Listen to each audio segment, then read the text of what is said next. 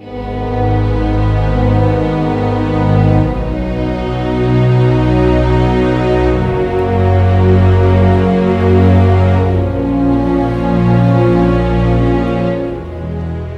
here on the side of a mountain, having made my way from North Cork and now in West Cork, having dashed through the countryside and along the Wild Atlantic Way, and I'm here between Ballydehob and Schull, and I'm making my way out to Colapere, where I'm going to catch myself a boat and get on to Long Island, Inishfada. Big walking today, so wish me well. So I'll chat as the day progresses, and I invite you along with me as usual. Well, I've arrived here at Colapere on Cala, and a gorgeous morning it is.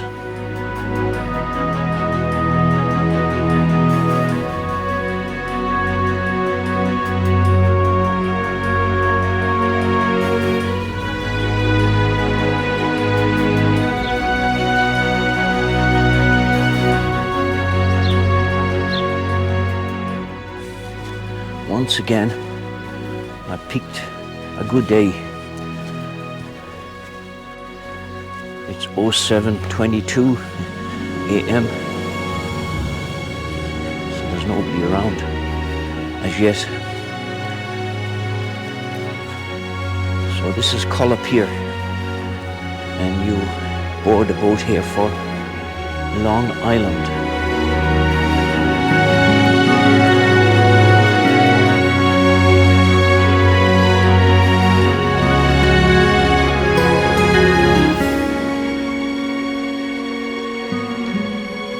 Well, folks, I've arrived on Long Island, Inishfada.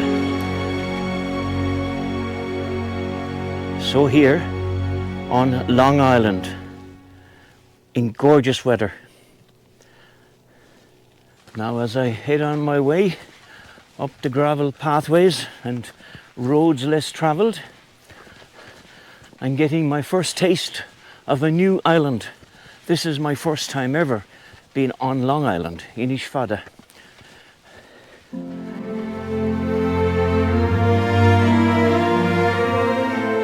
This is what long distance walking and adventuring is all about.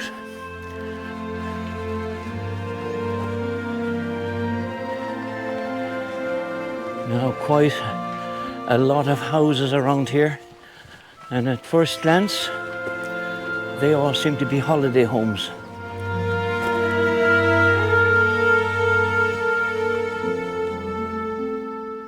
That's the pier on Long Island. And if you look over there, that's the mainland. So far the roads are less travelled. God, I love these islands. I love these islands.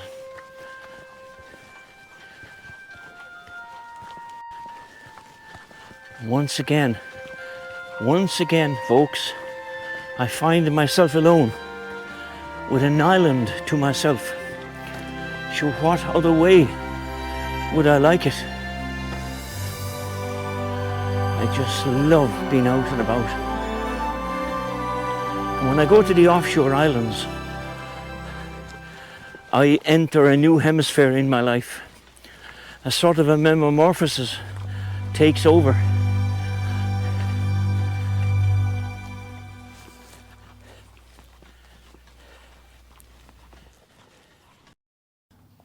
Long Island, along with Castle Island, Horse Island and Goat Island, forms a once peninsula thrusting out to the Atlantic from Roaring Water Bay. The northeast to southwest aspect runs parallel to the mainland, where the higher ground of the island rise from the troughs of the seabed, all of which was above water prior to the last ice age. I published some photographs last weekend of my visit over the weekend to the south coast in County Cork. The response was overwhelming. Once again, you never fail to surprise me. And when Love Ireland site took charge of the photographs, the amount of international views that collection of photographs once again got was mind-blowing. Absolutely overwhelming.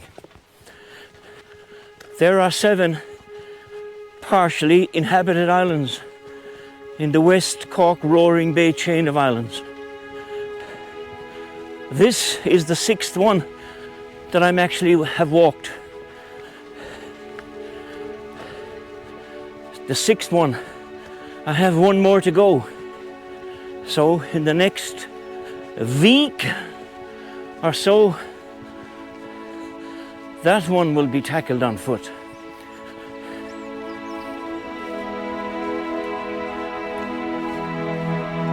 Now I could imagine in inclement weather and a lot of wet weather, rather, that this trailway would be unpleasantly on the water. Now I'm tackling the pathway or the trail to the beacon, to the lighthouse. So I'm just following my instinct because I can see a marker trail running way up. So I'll go that way. That marker says Long Island Walks. So it's pointing through the hills. So obviously that's the way to go. Jim, follow the sign. It's still quite early. So it's 16 degrees and hopefully that will rise up further as my walk continues.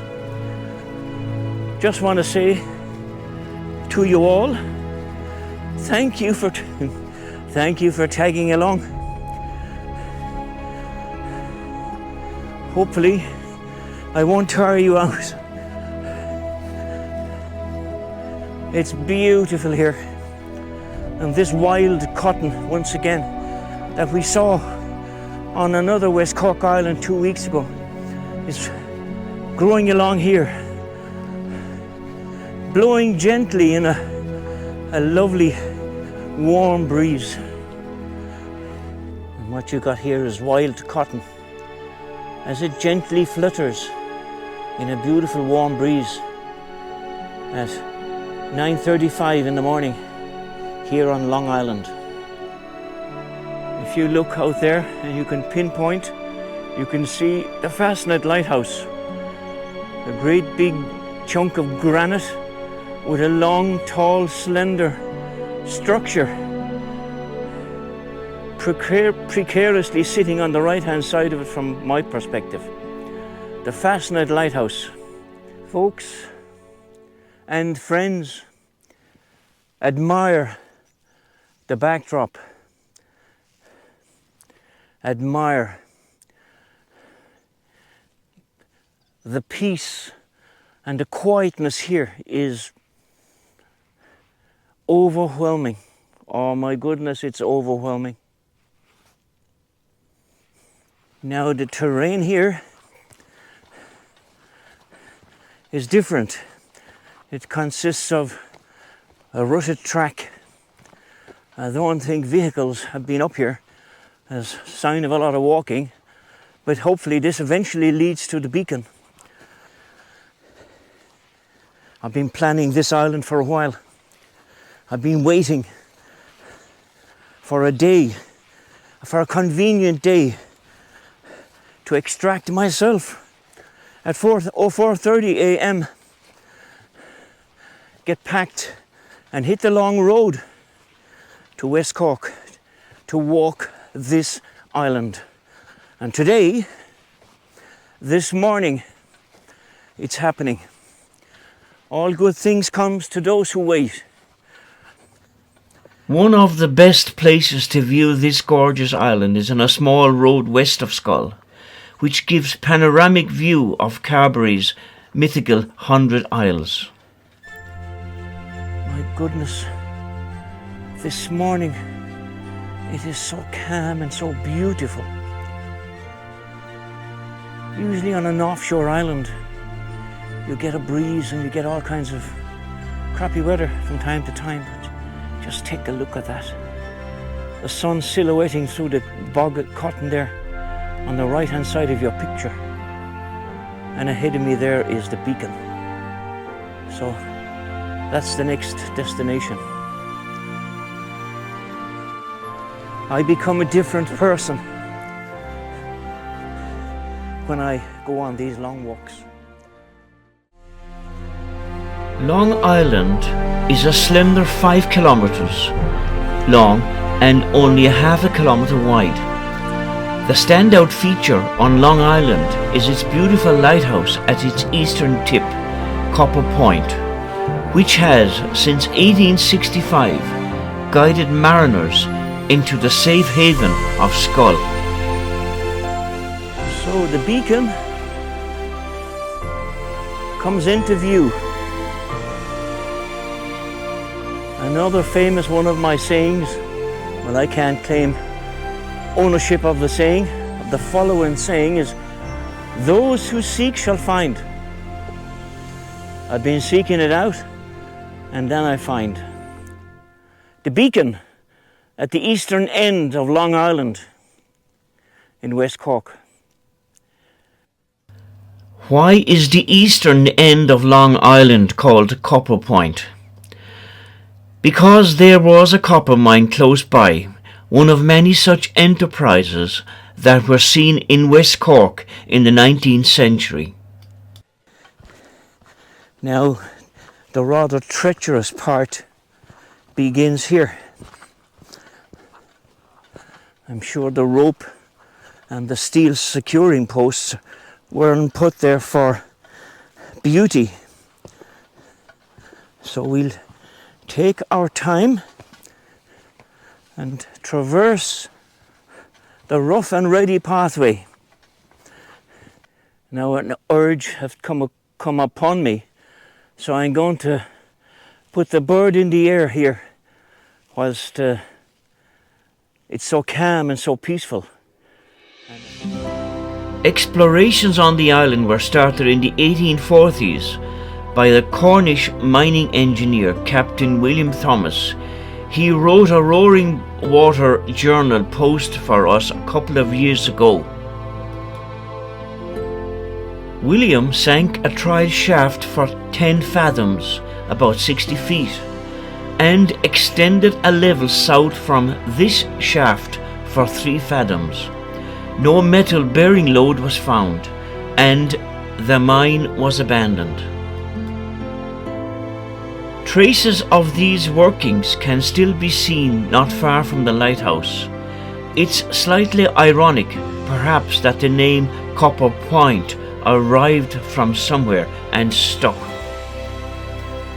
And down there is a cave, and I might get myself over the edge there for a look into that whilst I'm down this far on the eastern end of Long Island. I'm just looking there, and I think, and I might be wrong, I think there's a seal bobbing around there on the left lower part of your picture. Tide is coming in, so perhaps I should leave the proposed adventure into the cave. Now here you got to be very careful that you don't do a trip, which would be rather easy on these rocks here.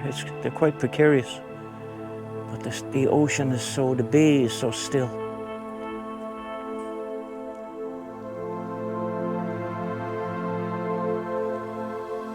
The stillness and the peace and the quiet here is astounding. Again, I truly say to you, it's therapeutic. Though there are only a handful of permanent residents living on Long Island today, it had a population of over 305 people in 1841. The combined population of the islands of Roaring Water Bay and Long Island Bay just before the famine was in excess of 5,000 people. Its pretty name recalls the mines of the 19th century, which once employed many of the island's inhabitants and also areas along the mainland opposite. The US was a popular choice for immigrants, and some went on to build successful lives there. Among them was the colourful Florence Driscoll. Big Flurry he was called, 6 foot 3 inches tall. Born on Long Island in 1837. One of 14 siblings. The Big was to distinguish him from Red Flurry, Black Flurry, Little Flurry and Mad Flurry. Big Flurry grew up in the crowded thatched hut of his father, learned to catch fish, to build and to sail a boat, and to handle cordage and face the storms. He was a powerful lad and took no back talk from anybody. Matthew Jockers, in the introduction to the excellent account of Kansas Irish, Big Flurry's father, Con, lived until the age of 104, by which time most of his children were in the United States. He emigrated to New York in the late 1850s to stay with an uncle before moving on to Kansas. If there was hardship at home during the famine, there was plenty more in the US for Big Flurry on his farm in Sunflower State.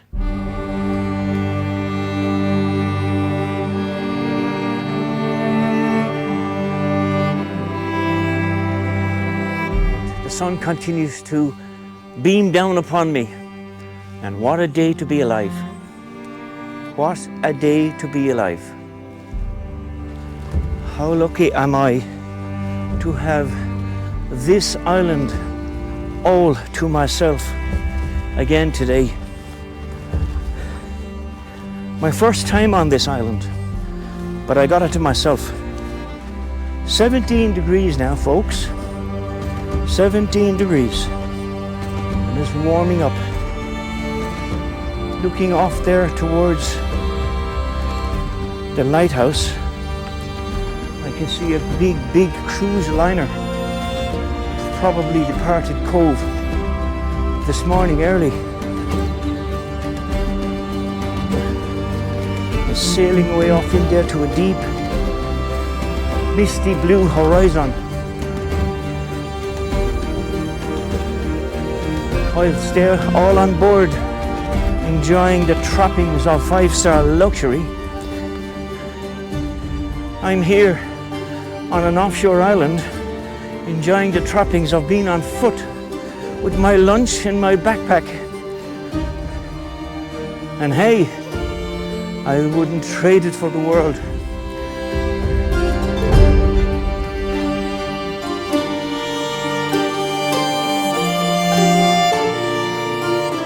Standing here and looking out towards that huge expanse of water. Today, there's not a ripple on the surface. It's now 17 degrees, as I said to you, as I make my way towards the other end of the island, looking forward to a panoramic perch today whilst having my lunch. There's no facilities, I think, anymore on this island. There used to be a restaurant and things, but from what I heard today, it no longer exists. So the demise of some of the offshore islands in Ireland continues at pace. So folks, here I am. Here I am as you look up at me from the floor, in my regalia, in Long Island, West Cork, on a gorgeous day with a tropical 17 degrees temperature beating down on my poor body. And I wouldn't trade this for the world, folks. I certainly would not. So now I better get a move on.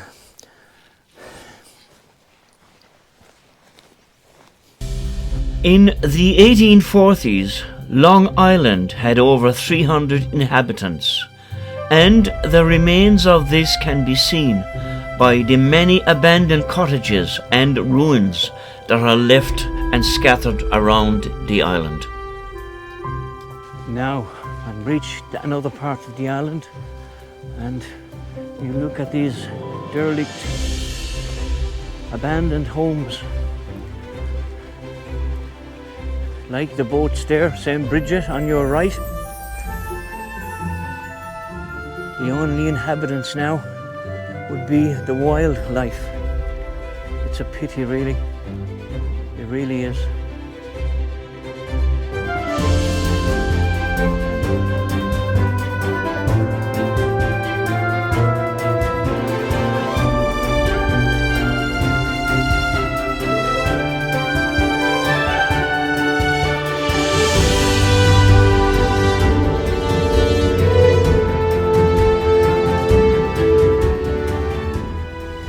Some of these homes, there's been a lot of money spent on them, like this one here.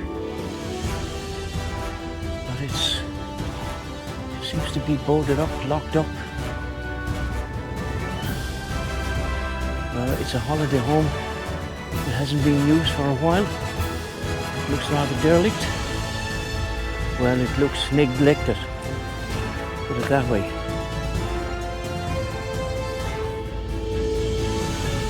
Now when you walk around offshore islands, right around the south and west coast of Ireland, they're usually littered with vans, trucks, jeeps, cars, tractors, abandoned forevermore. The authorities overlooking this island, and in this case, would be Cork County Council. And I've said this before about the other 6 islands that I walked.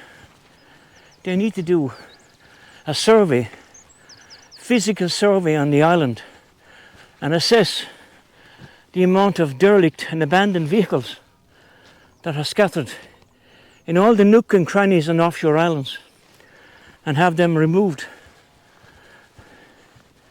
They're unsightly, and they're a blight on the landscape.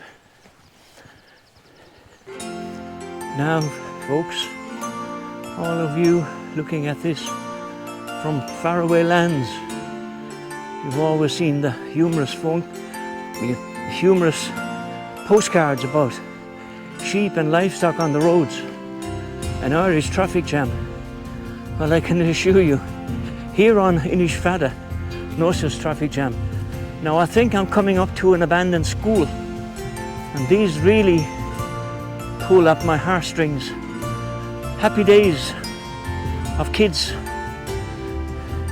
Years ago in bare feet, you'd often wonder, where are those kids now? This is a sad reminder of days gone by. I mean, it looks a sound structure, even that it's been abandoned for a long time. But wouldn't it make a fabulous family home, or indeed a holiday home? It's a solid structure with a very good roof on it. But here it lies abandoned. It's an awful pity. Think back to the days like this, blue skies to the horizon, and the kids out there with not a care in the world, being supervised by probably one solitary teacher, enjoying their days with their friends, learning what they could, before they eventually grew up into young teenagers and left the island to further their education, and left grieving parents behind. And here is the result. Like many of the homes that I'm after showing you so far, Here's another relic to a bygone era. I find it awfully sad, I really do. Long Island has a surface road on part of the island, and an overgrown road extends to an old copper mine. Farming is the primary economic activity on Long Island, and there is a regular ferry service from Collar Pier on the mainland to the island, which operates 5 days a week during the summer months and drops down to 3 days a week during the winter months. Long Island is supplied with mains electricity from the mainland through a submarine power cable. In 1841, Long Island had a population of 305. In 1926, it had a population of 119. That was a drop of 16.8%. In 1956, the population had dropped to 52. In 1966, Long Island had a population of 40. In 1991, Long Island had a population of 11, and that was a 38.9% reduction. In 2006, there was a population of 5. And in 2022, Long Island had a population of 17.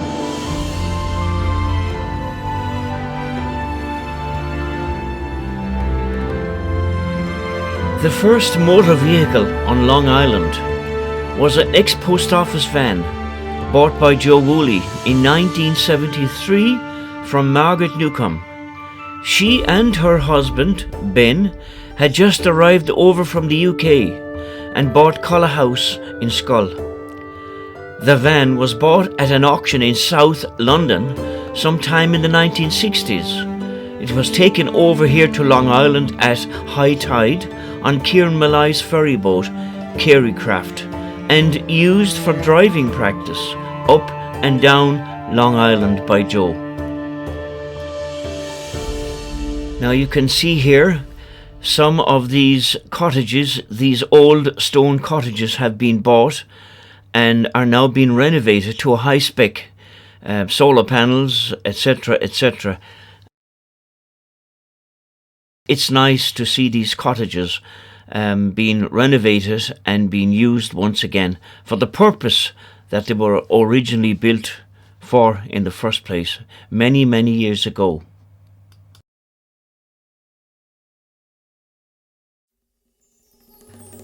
Tumble-down houses, stores and sheds dating back centuries add to the apparent isolation and a maze of closely knit fields, gradually being reclaimed by opportunistic fauna and flora, complete the picture.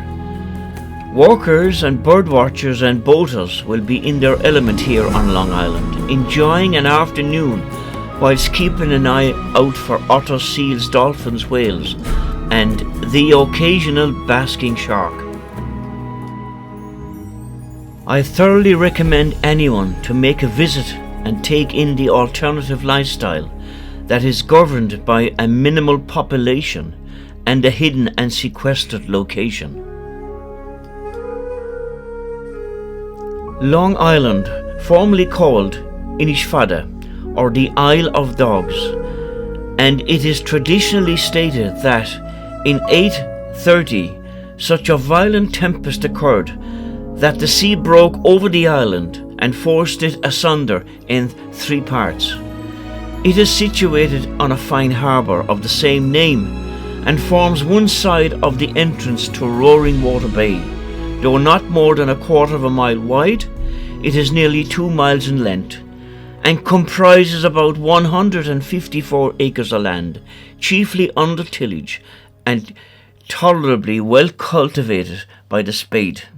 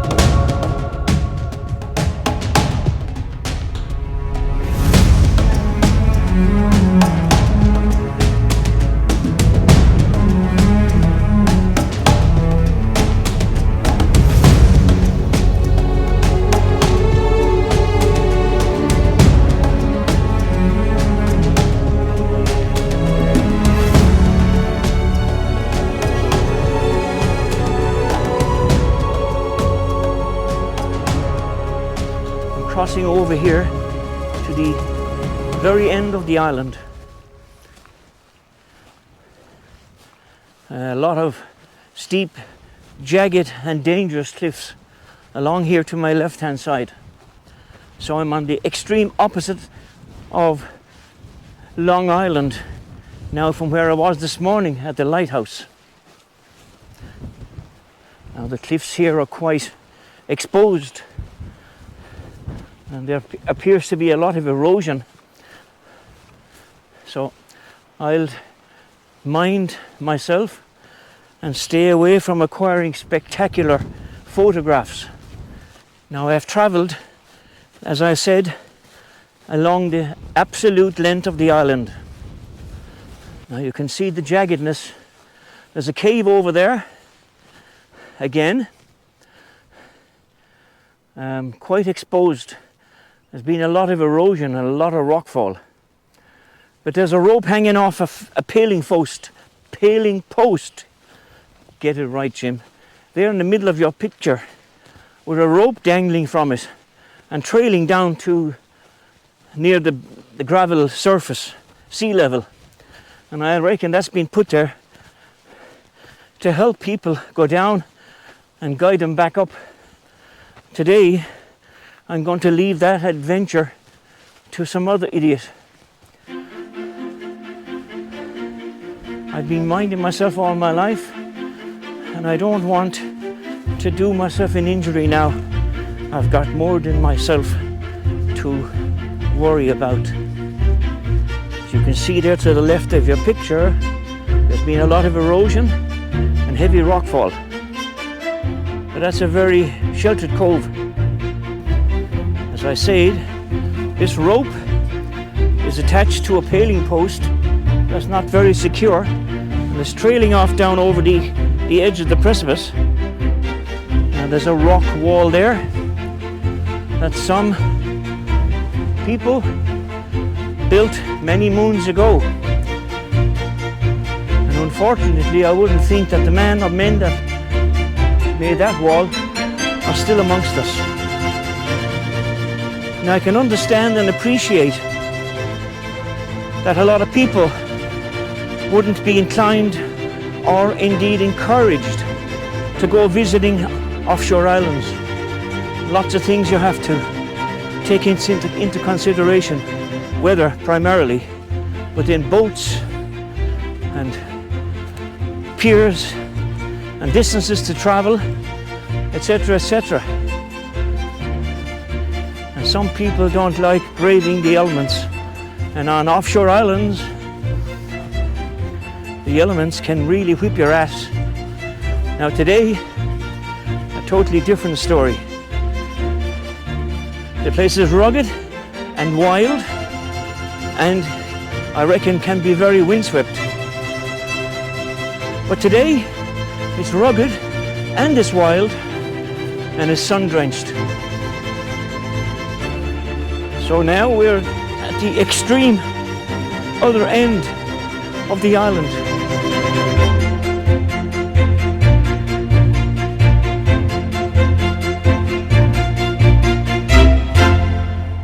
There's a bit of a breeze after being energized here, but then again we're looking straight out to sea. Looking out to sea there, you can see Fastnet Rock Lighthouse. I reckon it's around 7 miles out, but then I'm not a nautical person, so I really haven't a clue. So I'm going to say, for the sake of saying something to you, 7 miles out. If I'm wrong, my apologies. But there's rich history attached to the construction of that lighthouse, and if you would like to see the difficulties and the workmanship that went into constructing same, have a look on YouTube or the BBC iPlayer. Now I'm here at the very end of Inishfada, surrounded by water, jagged rocks and cliffs and bays and nice beaches and coves.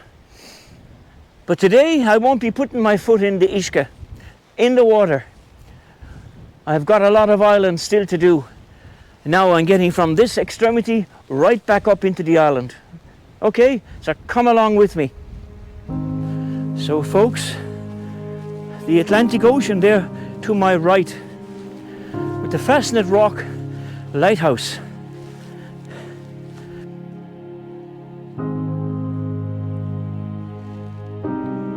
If you do come out and visit Inishfada, and you bring dogs and kids or both, for goodness sake, keep an eye. There's places here that I don't know how safe the cliff edges are, but dogs tend to run around like crazy, and so do kids. And I'm not telling you anything you already don't know, but for goodness sake, just, you can see there it's an exposed island, and it's not very easy to walk on. But just keep an eye on your property, dogs and kids, and your wife, of course. Now there's a washaway here, so I'm gonna have to make my way down off the top, because there's a lot of erosion on this island, a lot of erosion. So I continue on my trek on roads and tracks less travelled.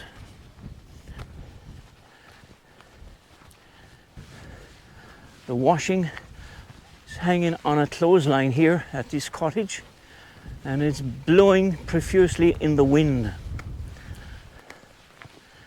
A sign of things as they used to be many moons ago, when clothes were either dried outside or washed again outside when the rain came.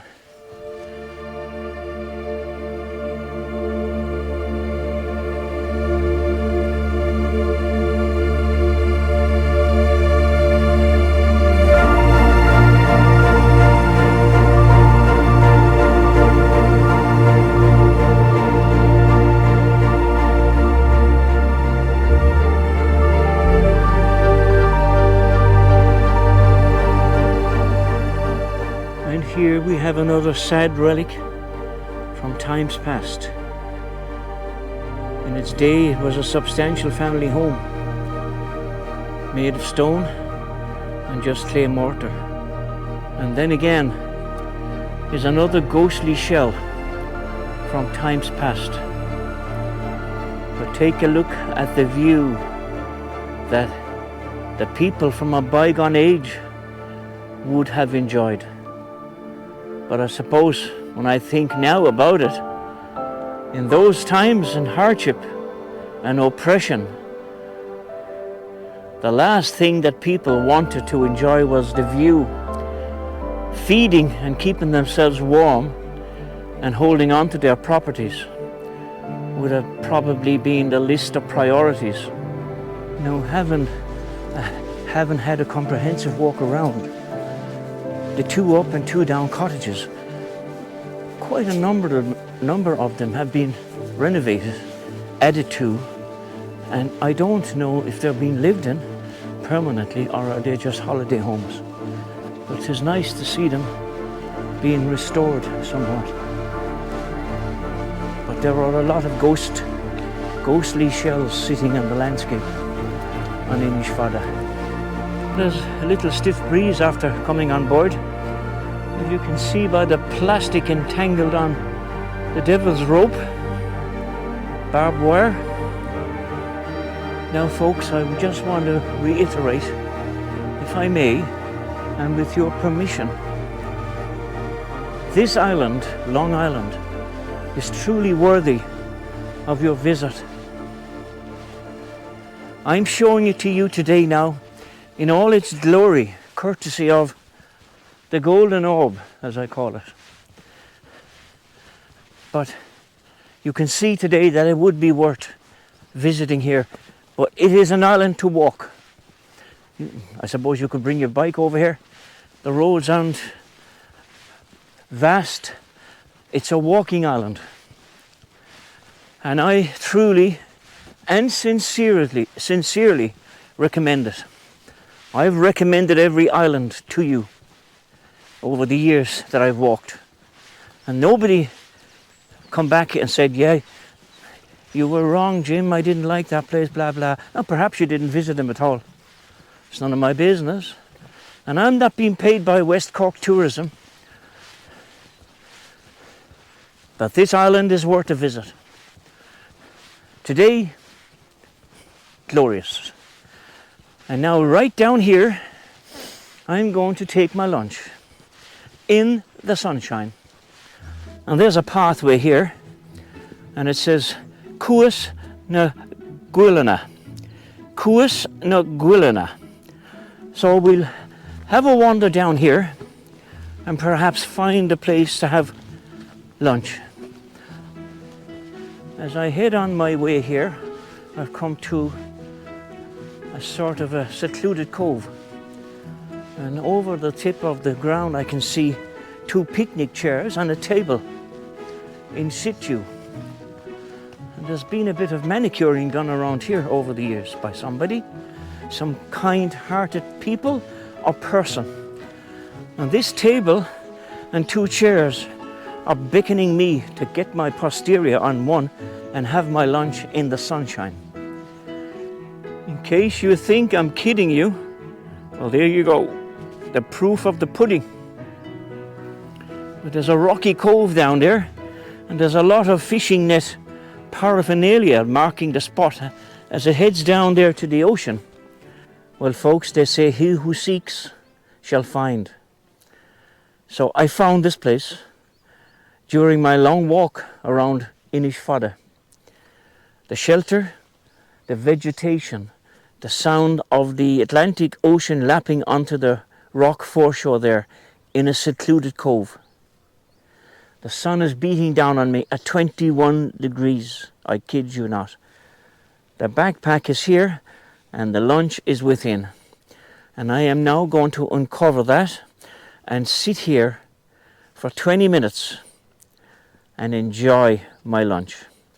So you'll have to excuse me for the moment. And I hope you're enjoying your trek with me around Long Island off the West Cork coast. Visit it sometime. Follow in my footsteps. Follow in my footsteps. And you'll probably be surprised and delighted how much you enjoyed walking on offshore islands. And this one is no different. Now, excuse moi for the moment. It's not a bad life, but let me tell you something. The table service here in this place is appalling. It's appalling. I've called for a waiter 10 minutes ago. Still waiting. Pardon the pun. So I'm now going to help myself. Do you mind? You have to impose a little bit of humour into one's existence. And I hope I'm contributing to that in an elegant way for you. Give the old thermos a good rattling up. What would be nice now would be a large bottle of cider with ice to match. So folks, I'm now having lunch. Chat again later. Well, folks, I've been sitting here in the sun for the past 20 minutes. I'm rather guilt-ridden. 20 minutes sitting down? Ooh. But I needed to sit down because lunch was overdue. And the place that I found to have lunch was ideal. Table and 2 chairs. Table service was appalling. I'm going to make a complaint to Fáilte Ireland. And I won't be back here again. I'm only messing. An ideal place to have lunch today. Now, I'm back on roads less travelled. In 1600, pirates attacked 2 Spanish ships carrying gold from the Americas. The fleet of local clansmen, Fineen O'Driscoll, joined the fray and captured the gold. Margaret O'Sullivan refused to marry Fineen until he buried the gold, which she considered unlucky on Long Island. In 1631, he dug it up again, but on rowing back to Baltimore, discovered his castle in flames and Baltimore under attack from North African pirates. He flung the unlucky gold overboard. In 1795, the Lady Harriet, carrying oranges from Cadiz to Dublin, sank here. The islanders prospered, selling oranges and timber throughout West Cork. In 2012, a 17th century pirate ship filled with coconuts was excavated in Long Island Sound.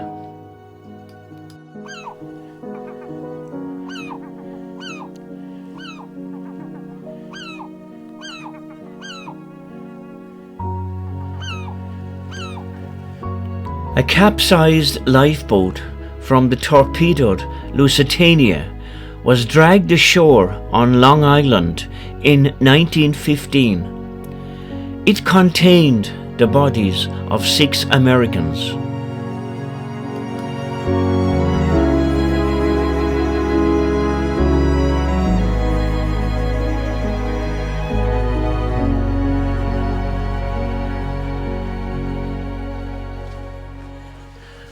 .2 kilometers an hour is my pace, unless there's something chasing after me. 6.2, and that's a nice brisk pace, but of course then I stop and I'm taking photographs and so forth.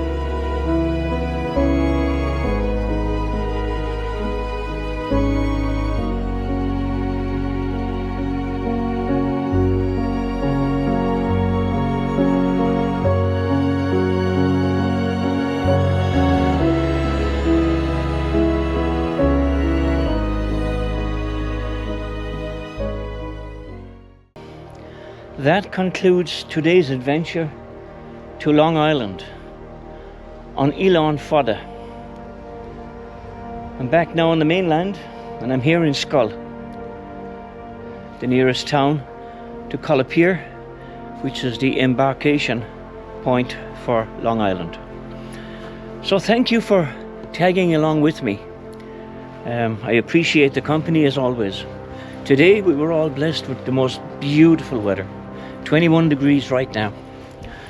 So, without further ado, as I walk through this place of rest, I wish you all a good afternoon. It's late in the evening now, so I've been out since about 4:55 a.m. this morning, and it's now late afternoon. I've clocked up 12.78 kilometers on my island trek. 12.78 kilometers. So once again folks, take care. I have a long drive ahead of me home now from here, but the conditions are stunning. So from another West Cork Odyssey, and another one looming in less than a week. Take care and God bless you all.